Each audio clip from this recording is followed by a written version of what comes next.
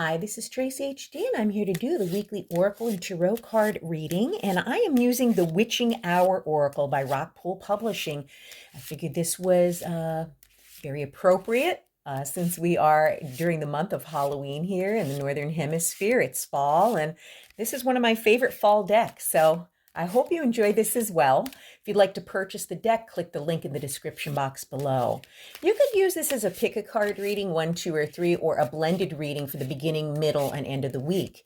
As I shuffle the deck, I'm asking all light beings, I said lightning, light beings, God, and angels.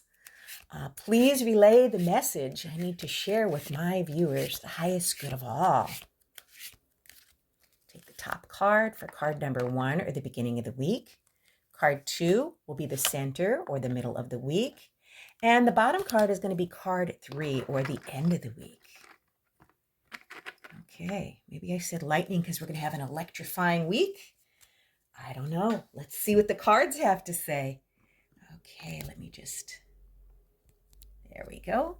We start off the beginning of the week, or for those of you that have chose card number 1, which is card 20 in this deck. And this is the card of dance. And the key word is freedom. Okay, and this card, has danced into this reading to guide you towards finding bliss through self-expression, bravery, breaking away from the need to be perfect or put together. Self-expression isn't about finding flawlessness. It's about giving your soul the space it needs to tell its own story.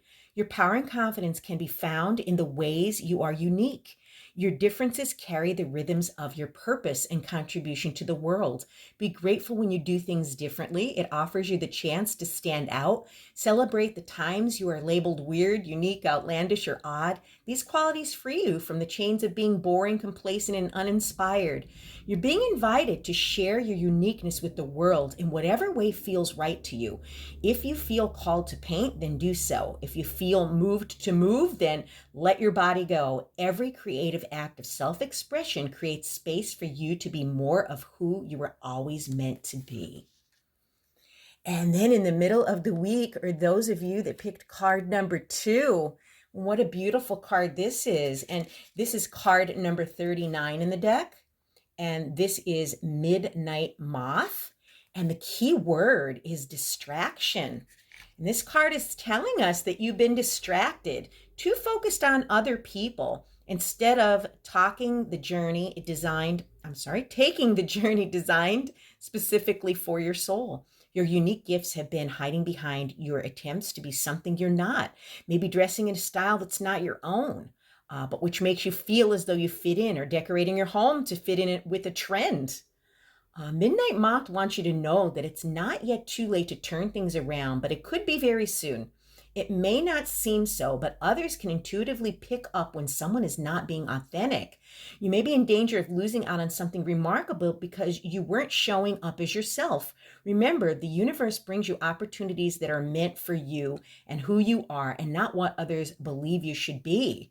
So yeah, I see a correlation between both of these cards. The first one is celebrating our uniqueness and being ourselves. Again, the second one is telling you to be authentic.